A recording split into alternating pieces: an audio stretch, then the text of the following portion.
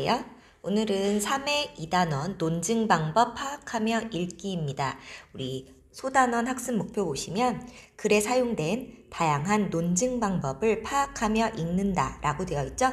그래서 논증 방법에는 어떤 것들이 있는지 알고 이 글에 어떤 논증 방법이 어느 부분에 사용되었는지를 정확하게 이해하시면 됩니다. 자, 그러면 일단 논증 방법이라고 했는데 논증이란 무엇이냐? 자, 논증은 어떤 주장이 옳다라고 논리적으로 증명해내는 방식을 논증이라고 불러요. 그래서 주장이 옳음을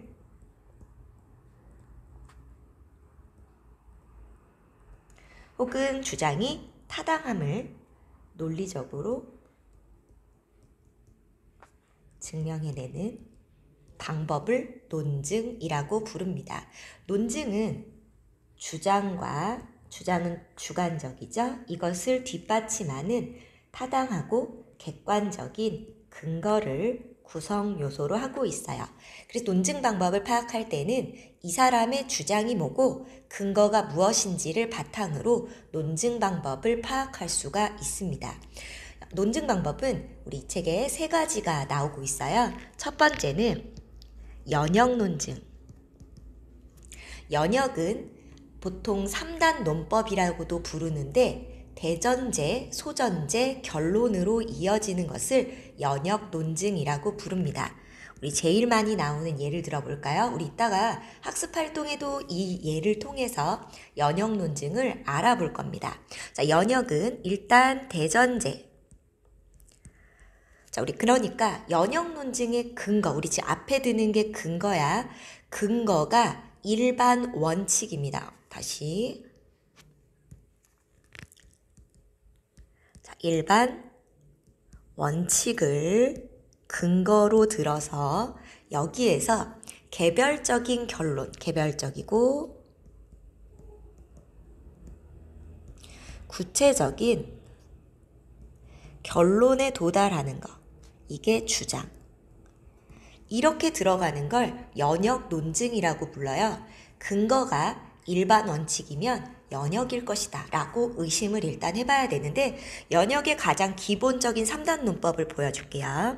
일단은 대전제. 자, 모든 사람은 죽는다. 소전제. 우리 소전제는 이 모든 사람 안에 들어가는 작은 개별적인 존재 하나를 끄집어낼 겁니다. 소크라테스는 사람. 그래서 결론. 소크라테스는 죽음. 자, 이렇게 진행되는 걸 연역 논증이라고 하고 연역 논증은 새로운 원리를 만들어내지 못하고 기존의 일반 원칙을 바탕으로 나의 주장이 참이다, 거짓이다만 밝히는 역할을 합니다. 자, 지금 보면 알겠지만 다른 색깔로 한번 표시해 볼게요. 볼까? 모든 사람은 죽는다. 자, 그러면 소크라테스는 사람이죠. 그럼 다시 소크라테스는 죽는다. 이게 일반적인 3단 논법이에요. 그러니까 대전제의 주어는 소전제의 서술어가 되고 소전제의 주어는 결론에서 다시 주어로 나오고 그래서 대전제에 있었던 서술어가 바로 결론의 서술어가 되는 방식. 자, 모든 사람은 죽는다. 소크라테스는 사람이다. 소크라테스는 죽는다. 이해됐나요? 자, 그래서 대전제의 결론이, 그러니까 서술어가, 대전제에 나왔던 요 죽는다라는 서술어가 결론에서 똑같이 죽는다라고 등장한다는 것. 이것이 가장 대표적인 3단 논법의 특징입니다. 자, 그럼 두 번째, 귀납.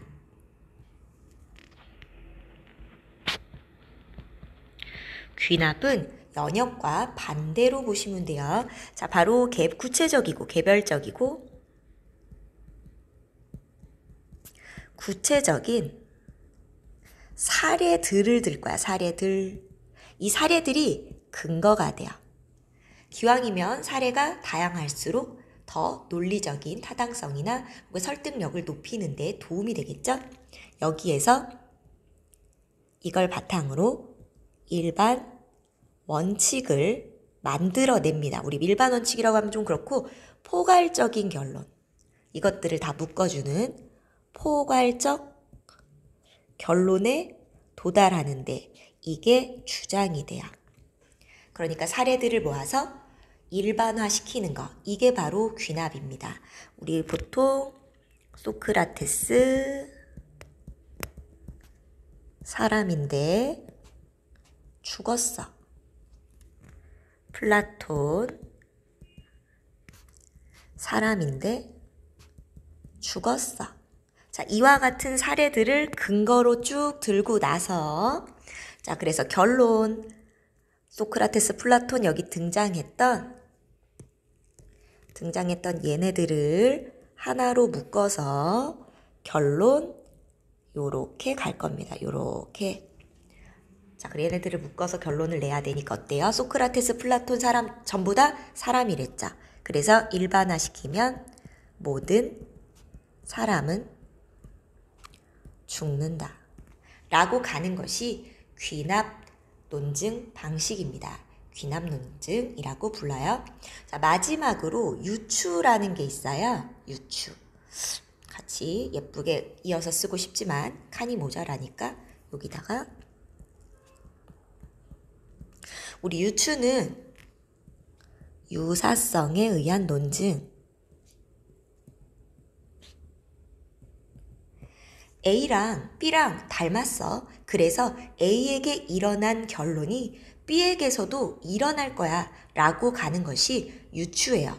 바로 얘네들이 닮았으니까 똑같이 되겠지? 라고 가는 게 유추입니다. 예를 들면 우리 예전에 고등학교 국어 교과서에 황소개구리와 우리말이라는 글이 있었어요. 여기에 유추가 사용됐는데 한번 들어볼게요. 자, 우리가 우리의 토종 개구리, 바로 참 개구리의 삶의 터전을 제대로 가꿔주지 않고 무분별하게 외래종, 도입종인 황소개구리가 들어오면서 어떻게 됐어? 참 개구리가 멸종 위기에 처하게 되었어. 자, 그러면 우리가 우리말을 바로 세우지 않고 영어를 공용어로 하게 되면 우리말은 어떻게 될까? 아마 참개구리처럼 사라지게 될지도 몰라 라고 가는 것이 유추의 논증 방식입니다. 자, 이렇게 이 친구와 얘와 얘의 관계, 얘와 얘가 유사하자. 바로 토종과 도입종이라는 공통점, 그리고 우리가 우리의 것을 바로 세우지 않고 있고 무분별하게 외국 것을 들여오려고 한다는 거. 그러면 어떻게 될까? 참개구리랑 똑같이 될 거야 라고 가는 것이 유추입니다. 자, 그럼 우리 논증 방법 3가지, 연역, 귀납, 유추, 이 3가지는 정확하게 반드시 기억을 하셔야 돼요. 자, 그러면 내용으로 들어가 봅시다. 자, 생각열기 나오고 있는데 다음 만화 속 나의 말에 어떤 문제점이 있는지 말해봅시다 라고 했어. 다람쥐는 겨우내 먹을 도토리를 땅에 묻습니다. 하지만 어디에 묻어놨는지 다 기억하지는 못하기에, 자, 그러니까 도토리를 묻었는데 문제는 두 개를 다 기억할 순 없어. 몇 개는 기억하고 몇 개는 기억 안 나. 왜냐면 너무 많이 여기저기 묻어놨거든요.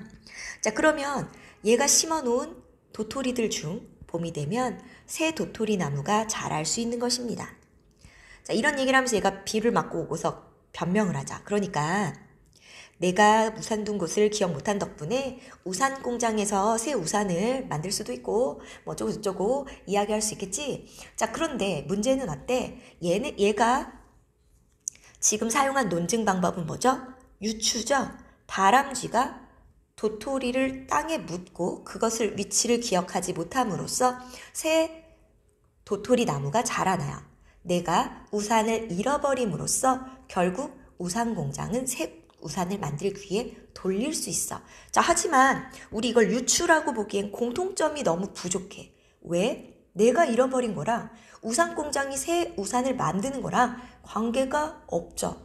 또 다람쥐는 엄청 많이 숨겨놔서 그게 어디 있는지 몇 개 찾고 몇 개 못 찾는데 얘 우산 하나 잃어버린 거라고. 밑에 우리 자수서 밑에 설명이 다 나와 있죠? 한번 읽어보시면 되겠고요. 자, 그럼 글로 들어가 봅시다. 다음은 아름다움의 성질에 관한 글쓴이의 주장이 담긴 논설문이다.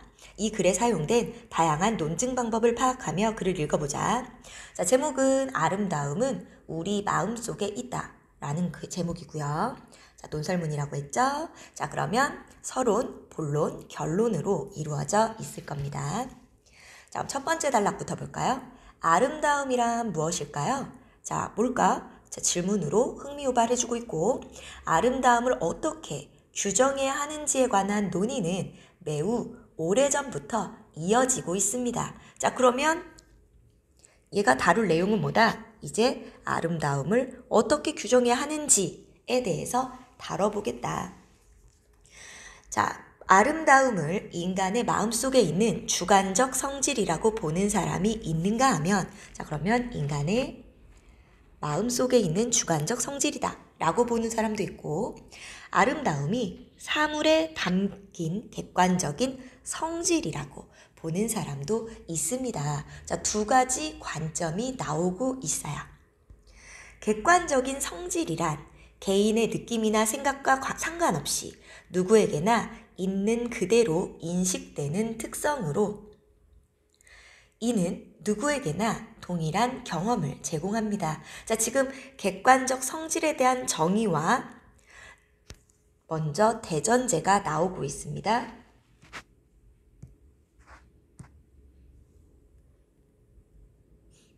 객관적 성질이란 하고 나오는 이 부분이죠. 여기가 정의. 자, 그리고 자, 대전제 어떻게 나오고 있죠? 객관적인 성질이란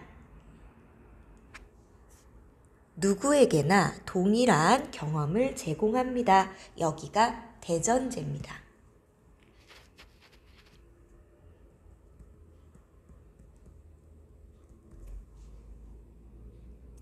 예컨대 모양이 대표적으로 들 수 있는 객관적인 성질이지요. 자, 여기가 소전제죠. 예컨대 예를 들면 이라고 했지만, 자, 지금 보면 모양이 객관적인 성질이다. 여기가 소전제. 누구나 세모를 보면서 삼각형 보면서 삼각형이라고 인식하고 사각형을 보며 사각형이라고 인식합니다. 즉, 모양은 누구에게나 동일한 경험을 제공하는 것입니다.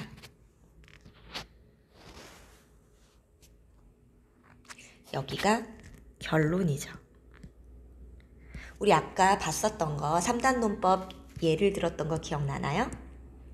우리 지금 대전제에서 주어가 소전제에서 주어가 되고 대전제의 서술어가 결론의 서술어가 되고 소전제의 주어는 결론의 주어다. 우리 아까 했던 거 기억나요? 안 나요? 자, 그래서 얘 보시면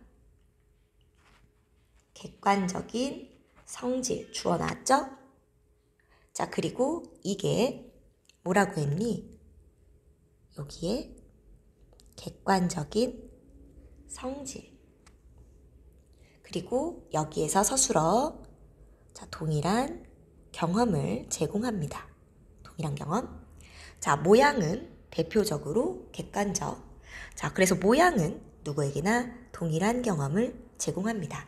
자, 3단 논법의 구조를 그대로 가지고 있죠. 자, 그래서 여기는 뭐다? 대전제, 소전제, 결론으로 이어지고 있으니까 이 부분은 어떤 논증 방법이 사용됐다?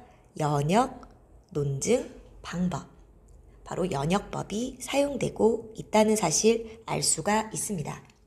자, 그렇다면 아름다움은 어떨까요? 아름다움을 어떻게 규정하는지에 따라 아름다움을 대하는 우리의 태도 역시 달라지지 않을까요? 자, 그러니까 아름다움을 규정할 필요가 있다라는 것이 나오고 있죠. 자, 그래서 우리 서론 부분은 뭐라고 정리가 되어 있니? 여기까지 서론. 바로 아름다움의 성질에 따라 달라질 수 있는 아름다움을 대하는 우리의 태도. 바로 이것이 서론의 중심 내용이라고 되어 있죠. 여기 부분이 되겠죠. 자, 그럼 3번 단락 이제 본론입니다. 프랑스 파리에 있는 에펠탑은 현재 많은 프랑스 사람들과 관광객들에게 아름답다고 평가받는 건축물입니다. 자, 지금 먼저 뭐가 나왔니? 프랑스 파리에 있는 에펠탑의 예를 들어주고 있어요. 자, 현재 많이 아름답다고 했죠? 하지만 그러나 에펠탑이 완공된 직후의 평가는 지금과 사뭇 달랐습니다. 그 당시 사람들은 저 흉물스러운 철제 구조물을 얼른 철거해야 한다고 주장하기까지 했습니다. 그때 에펠탑과 지금의 에펠탑은 그 모습에 별 차이가 없지만 에펠탑의 아름다움에 관한 평가는 완전히 달라진 것입니다. 자, 그래서 시대에 따라서 에펠탑에 대한 생각이 완전히 달라졌다는 것. 자, 그러면 우리 첫 번째 예로 나온 에펠탑에다가 표시해 볼까요? 그래서 얘는 사례 1. 무슨 사례게? 바로 주관성을 보여줍니다. 어땠어? 이게 만약 객관적이라면 예나 지금이나 똑같이 평가를 받아야 되는데 에펠탑에 대한 평가가 완전히 달라졌다는 거야. 바로 여기서 뭘 할 수 있다?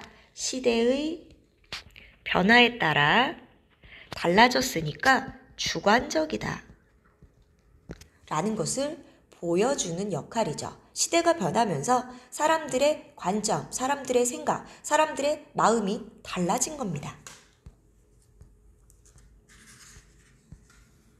자, 또 다른 예를 살펴봅시다. 다음 두 그림은 각각 신윤복이 그린 미인도와 프란시스코 고야가 그린 옷 입은 마하로 아름다운 사람을 그린 작품들입니다. 자, 그럼 이번에는 동양과 서양의 차이를 보여주는 그림이 나옵니다.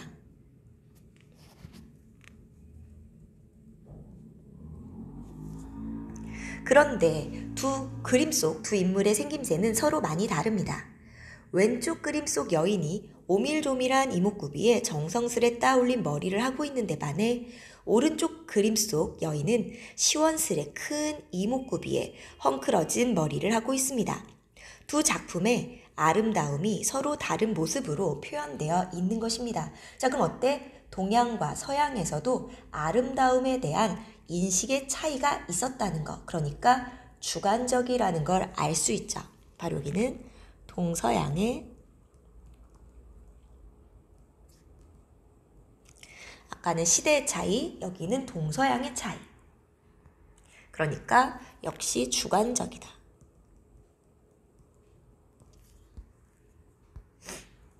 고전 음악에 관한 사람들의 반응도 저마다 다릅니다.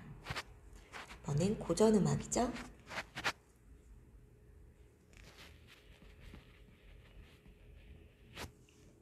어떤 사람들은 모차르트나 베토벤의 음악 같은 서양의 고전 음악을 들으면서 그 선율의 아름다움에 심취하곤 합니다. 하지만 고전 음악의 아름다움을 느끼지 못하는 사람들은 고전 음악을 그저 지루하다고 느끼거나 자장가처럼 받아들이지요. 그래서 고전 음악에 대해서도 긍정적으로 받아들이는 사람이 있고 부정적으로 받아들이는 사람이 있죠. 바로 이것은 취향의 차이죠. 바로 주관적이다. 자, 주관적이라는 걸 보여주는 예들을 계속 들고 있어. 자, 이러한 여러 가지 사례들을 통해 우리는 동일한 대상일지라도, 자, 그러니까 여러 가지 사례를 통해 라고 했으니까 우리 사례들, 이게 근거. 그래서 우리는 결론, 동일한 대상일지라도 그것에 관해 느끼는 아름다움은 사람마다 다르다는 결론을 내릴 수 있습니다. 즉, 아름다움은 사람마다 다르게 느끼는 주관적인 성질인 것입니다. 해서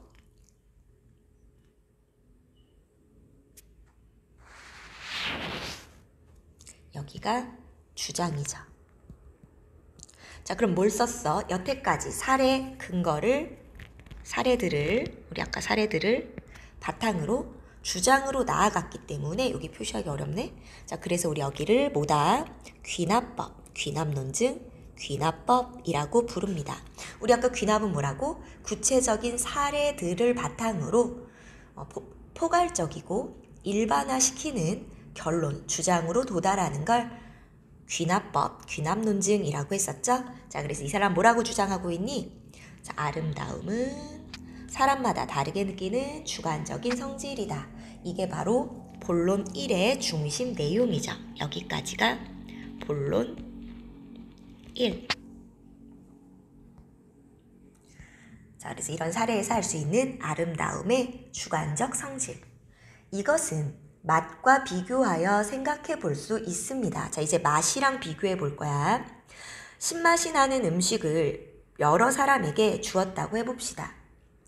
미각에 문제가 없는 사람이라면 모두 단맛이나 쓴맛이 아닌 신맛을 느낄 것입니다. 단맛, 짠맛, 신맛, 쓴맛 등의 감각은 누구나 동일하게 인식하는 객관적인 성질이기 때문입니다. 하지만 그 음식이 맛이 있는지 없는지에 관한 평가는 사람마다 다르죠. 자, 그러니까 우리 여기서 비교군이 뭐예요? 맛이랑 비교해 볼 거야. 자, 그러면 신맛이 나는 것, 맛이라는 감각은 동일하게 인식하는 객관적인 성질입니다. 하지만 맛이 있는지, 자, 이 평가는 사람마다 다르다는 것. 아름다움도 이와 유사합니다.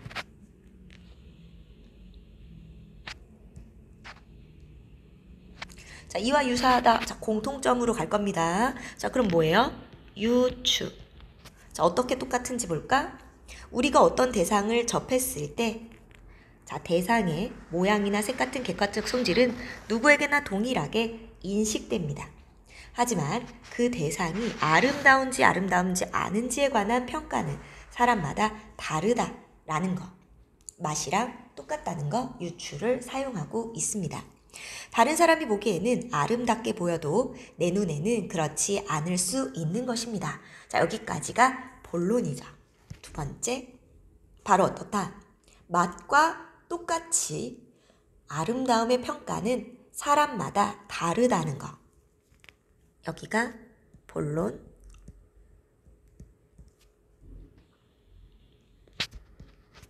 자, 맛과 같이 다른 사람이 볼 때 아름다워 보여도 나한테는 다를 수 있다. 사람들은, 이제 결론이죠. 아름다운 것을 좋아합니다. 그래서 아름다움을 추구하고 아름다워지기 위해 노력합니다. 그러다 보니 자신이 아름답지 못하다는 생각이 들 때는 크게 상심하기도 합니다. 하지만 아름다움에는 정답이 없습니다. 아름다움을 판단하는 기준은 각자의 마음속에 있기 때문이다. 왜? 주관적이라는 거야. 절대적으로 판단할 수는 없다는 거죠.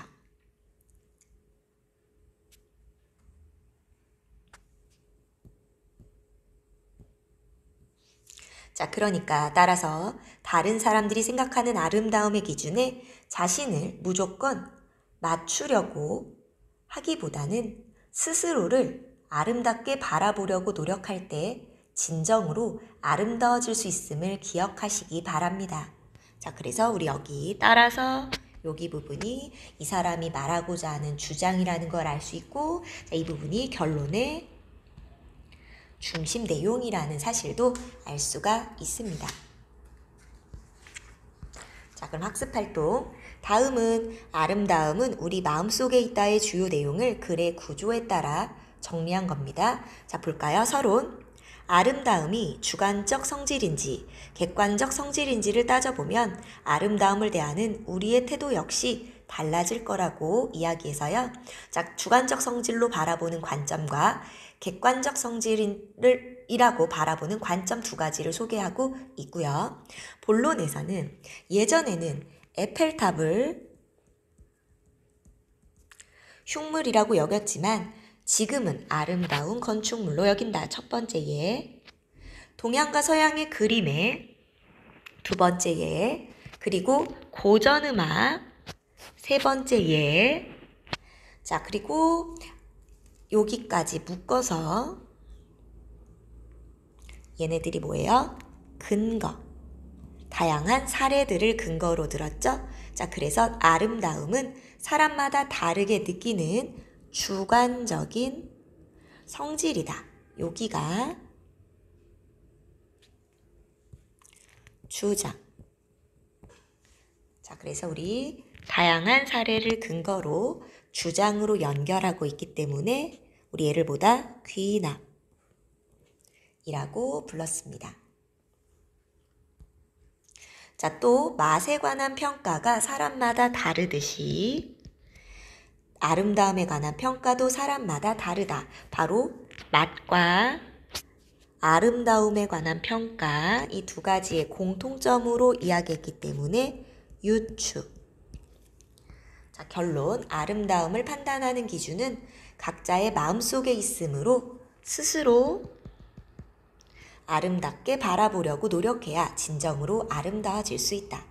그래서 정리해보면 우리 사실 서론 부분에 연역법이 있었고요.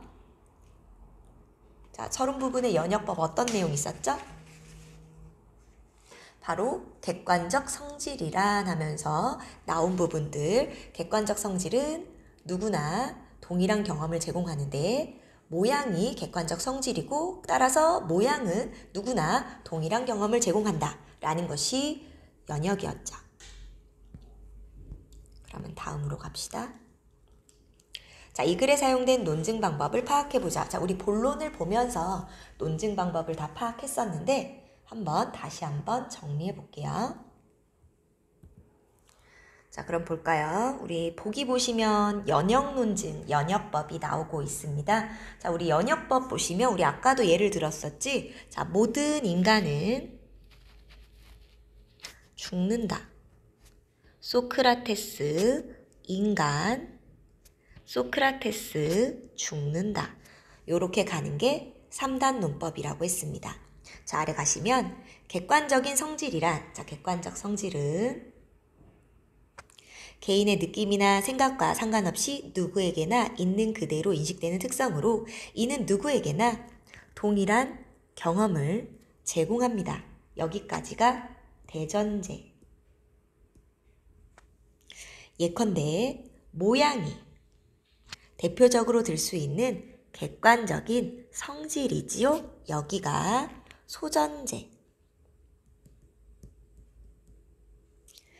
누구나 삼각형을 보며 삼각형이라고 인식하고 사각형을 보며 사각형이라고 인식합니다. 즉, 자, 여기는 뭐예요? 모양은 누구에게나 동일한 경험을 제공하는 것입니다. 그래서 즉 부분 여기가 뭐예요? 결론. 자, 이렇게 나가는 게 뭐라고요? 연역법이라고 했습니다. 자, 그래서 우리 아래 가시면 객관적인 성질은 누구에게나 동일한 경험을 제공한다. 모양은 객관적인 성질이다. 모양은 누구에게나 동일한 경험을 제공한다. 자, 객관적인 성질은 누구에게나 동일한 경험을 제공한다 라는 대전제와 모양은 객관적인 성질이다 라는 소전제로부터 결론을 이끌어내고 있죠. 따라서 이걸 뭐라고 부른다? 연역법이라고 불렀습니다. 자, 그럼 다음으로 가볼까요? 자, 우리 여기서는 다양한 사례에서 결론을 도출해냈습니다. 첫 번째 사례는 에펠탑, 과거와 현재. 생각이 달라졌죠? 두 번째는 동양과 서양에서 아름다움에 대한 관점이 달랐고요. 세 번째, 고전음악에 대한 취향에 따라 아름답다고 느끼는 사람과 그렇지 않다는 사람이 나오고 있어. 자, 그래서 이런 사례를 바탕으로 자, 아름다움에 판단하는 아름다움은 바로 주관적이다. 에 대해서 얘기했고, 자, 건축물, 그림, 고전음악 등 개별적 사례를 바탕으로 일반 원리를 이끌어내고 있는 것, 이것을 귀납 논증 혹은 귀납법이라고 부릅니다. 자, 그럼 우리 7에서 8. 누구나 단맛, 짠맛, 신맛, 쓴맛 등의 감각을 느끼지만 맛이 있다 없다는 다르게 판단한다. 역시 누구나 같은 대상의 모양이나 색, 이런 객관적인 성질은 동일하게 인식하지만 아름다운지 아름답지 않은지에 관한 평가는 다르다. 자, 얘네들이 유사성으로 전개해 나가고 있죠. 맛과 아름다움의 속성이 비슷하다. 이것은 뭐라고? 유추라고 했습니다. 그래서 여기 정리 다시 해보시면, 자, 귀납은 충분한 양의 개별적인 사례, 개별적 사례를 가지고서 결론으로 일반적인 사실 진리를 이끌어내고요. 연역은 반대로 일반적 원리나 진리가 전제가 되어서 자, 개별적인 것에 대한 결론을 이끌어냅니다. 또 유추는 둘 이상의 대상이나 현상이 여러 면에서 비슷하다는 점을 근거로 다른 속성도 유사할 것이라고 추론하는 겁니다. 자, 그러면 우리 첫 번째 3단 논법 나왔던 것은 연역이고요. 다양한 사례가 나왔던 건 귀납이고, 맛과 아름다움의 공통점, 유사성으로 전개했던 건 유추라는 것을 알 수 있죠. 자, 그래서 아름다움에 관한 글쓴이의 주장이 타당한지 우리 자습서에 쓰여 있는 것 한번 읽어보시면 되겠습니다. 자, 그러면 여기까지 내용 마무리하도록 할게요. 자, 수고하셨습니다.